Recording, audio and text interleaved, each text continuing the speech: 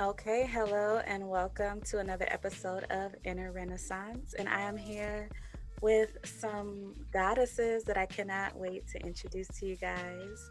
So I'm just going to go in the order that's in front of me. Fatima, introduce yourself. My name is Fatima El Bashir. I am here with my goddess sisters. I'm just happy to be here and just be present. Thank you for having me, Faye.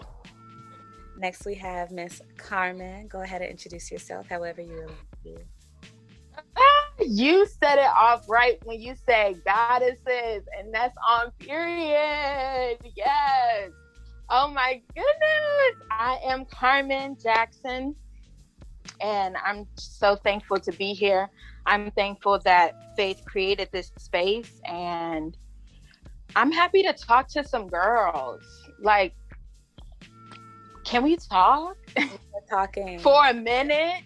And next, we have the illustrious, my best friend, Miss Markesha. Go ahead and introduce yourself. Hey, I'm Markesha Chatfield, and these two said it perfectly. I'm just like excited and humbled to get to share this space with some beautiful, amazing, talented women and just talk about anything and everything. It's amazing how often I've realized I've decided that I'm just inadequate at something without even really, getting on the court until I finally find like my way to do it. You know what I mean?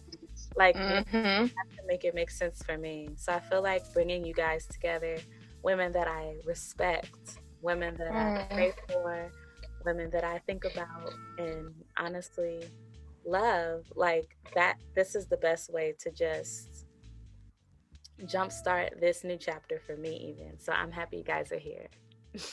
It's so funny you said that, because in terms of like your journey in trying to start the podcast, right? I was having this conversation with my mom the other day about being a Black woman and always needing to ask permission to do something. Ooh, yes. Do you know what I'm saying? And it's like, why? We be all on the same page. Do you know what I'm saying? And I had this, it was like this epiphany I was having. I was talking to a friend of mine who is a white male who I adore, and he was talking about going out and doing these open mics. And he doesn't have any of our training, has never done a show, like nothing. Like I've showed him some stuff of what I know, but like doesn't have any of the pedigree or experience that I have. I had this moment where I was like, why don't I feel like I could do an open mic? Why do I feel like I have to earn that? Why has that thought never occurred to me, that I could get as much as we've done, that I could just get on stage and sing a song? It was taught to us. Do you know what I'm saying? In my head, I have to go through so many hoops, and I have to book this, and this person has to see me, and I have to do this, and I have to prove this, and I have to get this many likes and this many followers before I could do that. So you say that really resonates with me, Faye, because I think this podcast is important, and you taking the step and doing this is important because you don't need to ask permission. You don't need to have degrees and pedigrees. You can do it. And that's why I reached out to you over social media, because what you have to say, and I've done it to you, Carmen and Markesha, like I'm noting you guys because you guys have things to say and people need to hear them. And it's we don't need permission. I don't know why it's ingrained in us. I don't know. I'm still working on that. Society taught it to us. Society taught it to us. Society taught it to our parents. Society taught it to our grandparents, especially our people. Like they just taught us to like push ourselves down. So then you never like find what your potential is. You never know what you don't have to ask permission for, which is actually a lot. You don't know how much power that you hold within yourself because you're taught to not know that. Correct. But now we woke up. Yeah. Now we will. Yeah. Well, amen. I don't know. Go ahead. Sis. I feel like my piece is In terms of permission, I don't know what it is, but I don't think I've ever really asked for it. Like me personally, I don't feel like I've always just like jumped. The real thing was, Carmen, why didn't you think that you could do this yourself? Why did you think that other people had to do this for it to get done when you had everything that was already put inside of you from the beginning? Because you had the vision way longer than they did. These have just been like seeds planting this whole time. Why did you feel like you didn't know how to do this or you couldn't figure it out? And when you've done it plenty of times before, and it's actually set up for you. Woo! So that's the part. I'm like, why did I think I couldn't do it? Yeah. And why did I think it wasn't me? And you're a child of God. And then you say, no, you say, no, I can't to God. And God be like, okay. If you say so. I'm kind of in between because there is a lot of stuff where I felt like I had to ask permission because of being told that or being conditioned with that. And then there's a lot of times where I didn't need to ask permission, and I did things not feeling like I needed to, coming from a place of my intuition, and then someone somewhere who maybe doesn't vibe with that or like that, I had the gall to do that, then tries to kind of put you down a little bit more, put you down a bit. So I kind of have always swim in the middle of like being more like Carmen, but then having people be like, wait a minute, and then me being like, okay. Cool. But now it's just like, go with your intuition. That's God telling you what you can and will accomplish if you have the gall to just do it. And I'll add on that and say, you got to tell God, you got to show the universe what you want to do. Because if you don't think it, and if you don't see it, then how is it supposed to manifest? How is it supposed to be created? Do you know what I'm saying? That was the other thing too. I mean, there's a balance, right? You can still be humble, but you can still hold your power. I'm about to say, get popping. Okay, those are two things that can coexist. In my wiring, I thought it was either or. Couldn't have both. If you were in your power and in your presence and knew what you deserved, then you were being hubris, you had ego, but that's not the case at all, really. I am currently still unpacking like beauty standards that have nothing to do with me, and beauty standards that don't define anything tangible, just ideas, like ideas of, as we all deal with how we wish we would look a little here or a little there, like different thoughts that will come up, but just learning how to be kind to those thoughts, not try to fight those thoughts, because that's not how it works. It's just, okay, what do we want to replace that with? Okay, I feel ugly. Actually, no, I feel beautiful, because what do I like about it? And go immediately to a self-compliment after every self-deprecating thought. And to the point where your brain is literally wired to negate the negative and replace it with positive. That's like my psychological way to do it, of just like different traits that I feel like are not widely accepted. But then even going back to say, why do I care about being accepted? Who do I want to be accepted by? Yeah, that's a whole other. And then go back one more and you're like, don't I just need to accept myself? So easy. That's where the power is. So that's my journey of just like all these ideas and people that continue to just call me this strong. And it's just like, y'all. I think my biggest thing is if we can just get rid of the word strong. Like, I just don't even think that shit suits us, to be honest. Just the way that even just saying the word strong, it just doesn't feel like a woman in a sense. Whereas though, like, resilient, love that. That was just love the way that feels on me. For you to automatically just put on me the strength that I didn't even know that I was going to be birthed into is a lot. Yeah, it's like forced. Oh gosh, from when we were young, just how we should keep a household. Even my mom still says some stuff to me, and she's like, "That's gonna make you a good wife," and I was like, "Girl, that's gonna make me a bomb ass bitch." Like, that's gonna make me a why do I need to be a good wife? That's just gonna make me a fucking great woman for my fucking self. Why do I need to know how to cook for a nigga? I need to cook for my fucking self. Should I not be preparing good food for me? Should I not know how to do this stuffed salmon for a nigga to come over? No, I should learn how to do it for myself so I can take my shit to work. Like, stop putting in all this unnecessary pressure when it's like, just let me be me with all that brings. Because in order to hold all of that, we can't do it. It's not made for us. That was never built for us. That was never our intentions on this earth, to be just brought up in this world carrying everything that anybody could put on top of us. That's not what we were meant to do. And a lot of women just died with all of that on their backs. And I refuse to let any of the worries of any other motherfuckers be put on top of me. My back is literally trying to hold up these huge titties that my ancestors have blessed me with. I don't got time to be worrying about carrying all this other shit that wasn't even meant for me in the first place. Give it to God. Don't give it to me. Because I can't hold it. I can't hold it. No, I agree with that. I was just thinking that even in everything you were saying, I'm still dead. I'm still dead with the titty part. But yeah, like you hit the nail on the head.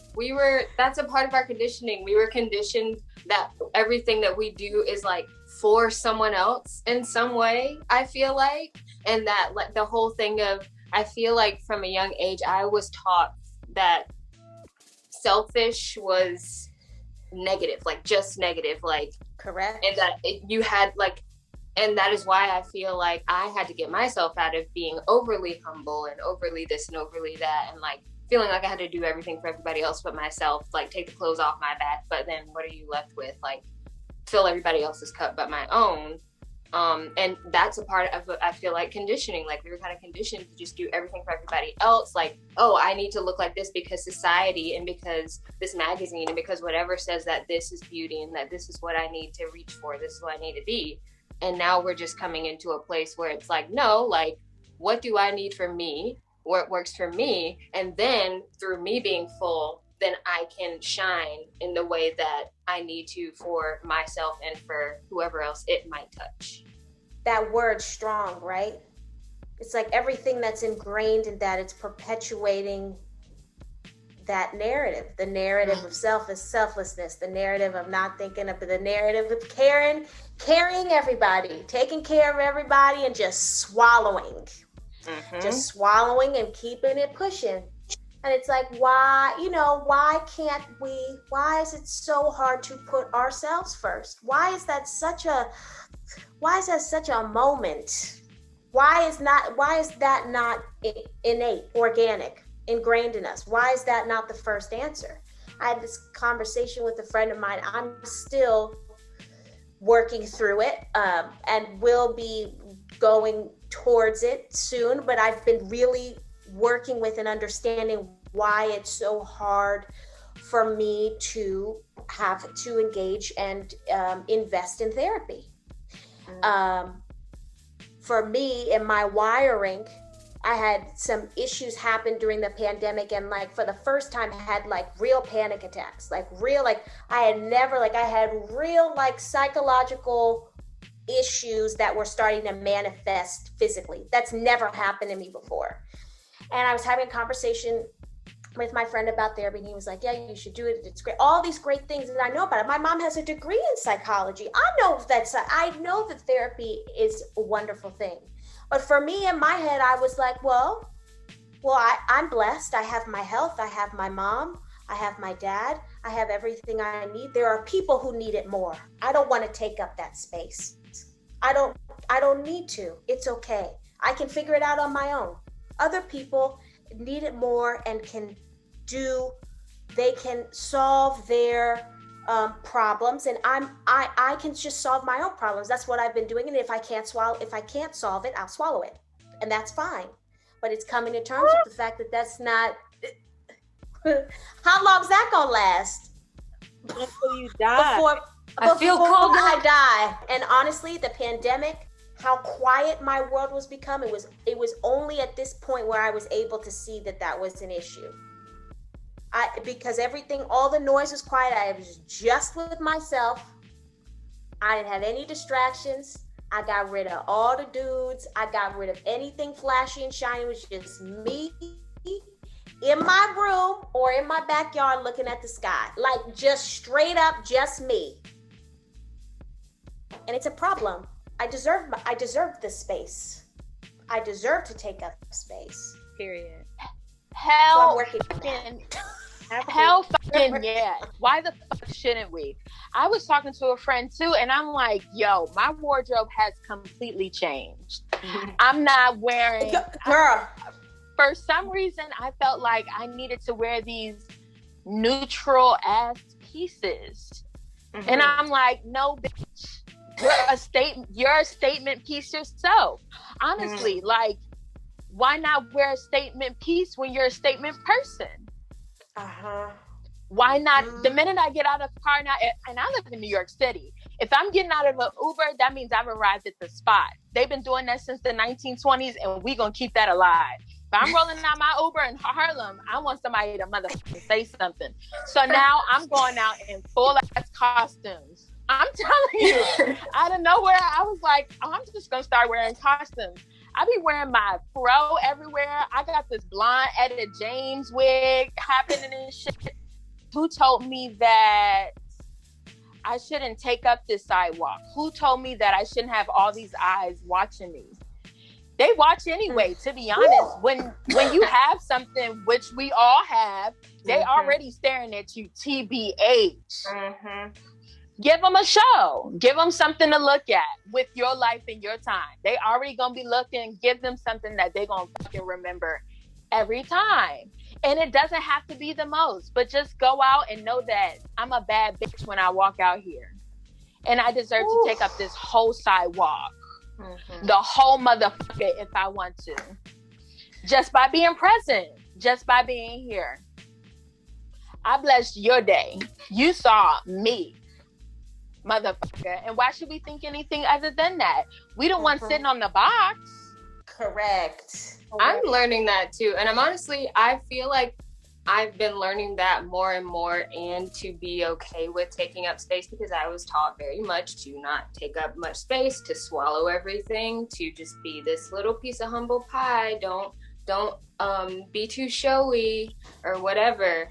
And I feel like from the people that I've started to surround myself with, I have shed those skins and learned to be more like that as well, and learned to actually pat myself on the back for stuff that I do and be like, you know what, I actually did a really good job. That was actually really good. Oh, I actually look really bomb in that photo. I'm going to post it. Before, maybe even 2 years ago, I would never. So like, honestly, I appreciate all of you. All of you in different ways have actually helped me to like step into my fierceness a bit more. So thank you all. Side note. Just wanted to say like learning from all of you. Learning from all of you goddesses. You better stop playing. We learned from you, honey. Girl, I mean, and it's like we already walk around with it. You know, I could see if we didn't have it or we had to create it. But no, we were born with this shit. Why should I not walk around with the armor and the clothes that God gave me? He gave me this aura. Why don't I walk around with it? It's there. They're looking. Why don't I show her off? They are gonna look anyway. People gonna look anyway. So why not? They be staring. And and some of the times they don't even know what they're staring at. Sometimes they're staring at your clothes, but really, we're just so anointed and we're just so blessed and we're just so covered. We're just covered with something that people are just attracted to. It's like just nectar. And we got that shit. And they love it. we see they love it. We need to act like we love it, and we need to show it off more often.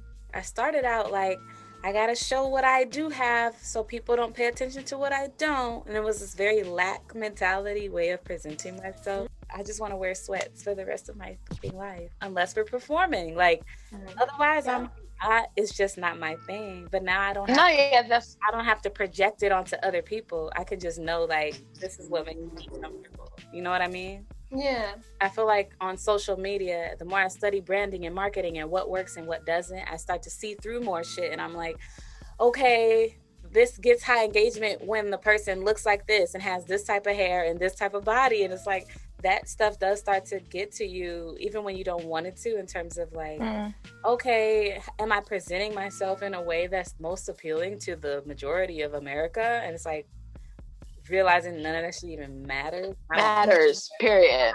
Yeah, who gives a fuck? What do they even think about you? As long as you walk around, like you said, with your own confidence, your own understanding of who you are, and give a fuck what the motherfuckers think. That shit my best friend lost his page in a few hours, and that shit was ripped from him, and some people that could actually be detrimental. Isn't that crazy? Something as earthly and something just as mobile as social media. No, you're right. Can devastate someone. So how are you guys managing your creative life and your creative work in the middle of a quarantine? Like, what does that look like for you?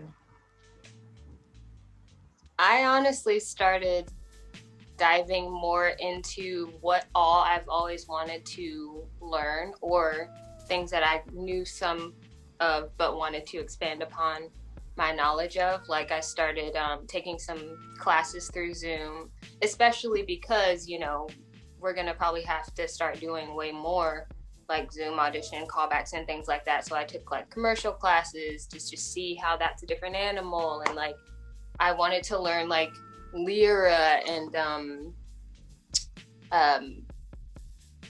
roller skating and all these different things, and expand on vocal stuff. And so I just took it to just learn all that I could that I've always wanted to, and now have a bit more time to actually dive into.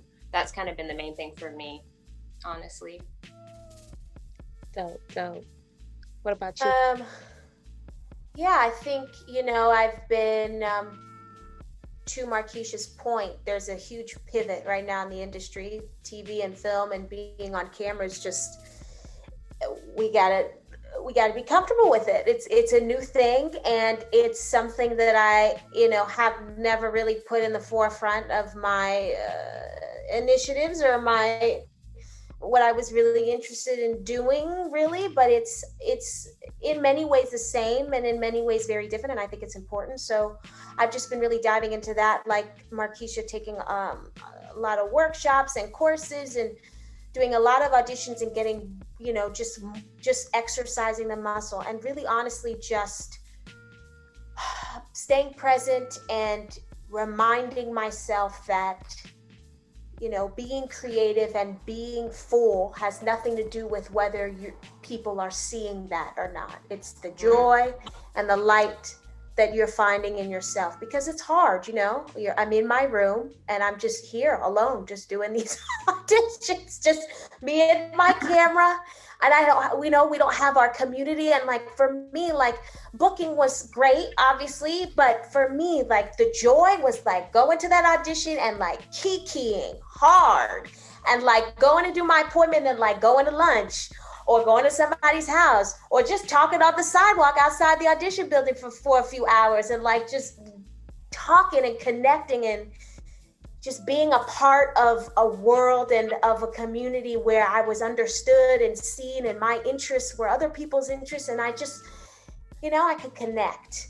And so I don't have that right now. We don't have that. So I'm finding the joy in the material, and just kind of going back to the foundation of why I've fallen in love with this craft in the first place. So balancing, it's so crazy to just even put my mind somewhere near theater, because at the beginning of quarantine, I got off the end off of a theater gig. I think that was most of us. Just like stopped the theater gig because of Markesha girl, we just saw each other at Norwegian when all this shit popped off. So for that to have happened, and then the beginning of quarantine, I was kind of doing a little bit of submitting, but it was great. He said yes. Okay, it was nothing near what I used to do when I was able to go into a room. And then at one point I was like, I'm not doing this. This isn't me. This isn't real. I don't know what's even happening through these calls. When I need to step into a room to audition for a show, I'll know exactly when I'm supposed to do that, and then I will act accordingly. But it is not right now through these Zooms, and it's not right now. So I let go of that. And then out of that became this whole other baby of photography. And now that has just like, she's kept me busy. Like, she's a newborn and she's just trying to figure things out. And I'm trying to figure out her and trying to figure out what me and her's purpose is, to not even her purpose, but just like, how do we flow together? What's our relationship like? And what is it going to be? And just allowing it to be whatever it's supposed to be. So she's been taking up most of my time, for real. I'm always thinking about either a shoot that I want to do or a shoot that, I've already done, or something that I'm always working on. I'm literally surrounded by it somehow. So I wouldn't have found out any of this without this quarantine and with this pandemic. So I'm forever grateful for this time. It's been rough, but I had birth, I had a whole child throughout this. So it's going to always be beautiful for me, no matter what the day was like. My baby was still born that day. So I just trying to balance the both. I don't know how to, because my bed's over here and my laptop's over here. So I'll be hopping out of bed, getting right to editing, or getting out of my bed and just surfing the web and just looking at ideas, or paying for wigs, or looking at different places that I can come and see in New York, because also in a pandemic, a lot of people aren't really out like that. I mean, they're starting to, but any place that I want to go as a photographer, it's kind of, you got 6 feet difference. And that was very hard in New York because we're all so much on top of each other. So New York has had her time to breathe, and I've been able to breathe with her and maneuver around her beautifully in this pandemic. So I've been definitely blessed. And I should say that more often, because I am blessed. Because some people have had it very rough and are still having it rough. And I'm having it rough too. But overall, it's been a blessing in my favor. Amen. Perfect segue, actually, because I do want to end each episode with everyone just saying one thing they're grateful for. So I'm currently grateful for sisterhood and community. Markesha? Same. I'm grateful for connecting with other beautiful spirits, beautiful like-minded souls, and non-like-minded souls. Just connecting with everybody on the biggest level. I'm really grateful for Black women getting along. Because we do. And we do it well. And it's not always, I mean, sometimes it is the brunch, or sometimes we are smoking at the park, but sometimes Black women just get into a room and it's just, the BS is actually out the door. And we're just here and we're just present and we're us, and there's no judgment. I'm grateful for that. Absolutely. And Fatima? I mean, I think it's just along the lines of what everyone has said. I knew I had a good community, and I knew I had, good friends and a good aura, energy of people that I like to keep around. But this pandemic has showed me just how wonderful and how grateful I am to have the people in the community like you, that I call like my people, my tribe. Like, it's in these times where I am grateful every day. And I am solid and grounded in the fact that I have made the right decisions about the energy and the type of people I choose to give my time to and my space to. Everyone around me is worth it. And I am worth it to be in your energy, and you are worth it to be in my energy. I am grateful because y'all, even if we're not talking every day, I'm looking at you guys on social media and I'm taking notes and I'm reading and I'm, talking to other friends and talking to mentors and just staying. And you just never know the impact you're making. I'm really staying grounded because of my community. And I'm very grateful. Absolutely. I'm grateful as well. That's like my home base. And anytime I stray from it, I find my way back to gratitude because we are alive, we are young, we are vibrant, we are so boundless. Thank you guys again for being here. And I am going to end it on this note. And I pray that everyone is safe. Peace out. Thank you for listening to Inner Renaissance. If you found value in this episode, be sure to follow, share with friends, or leave a positive review on Apple Podcasts. If you want to show even more love, visit my store at MissFayCreates.com to shop my intentional merch line. Stay grateful, stay blessed, and take care.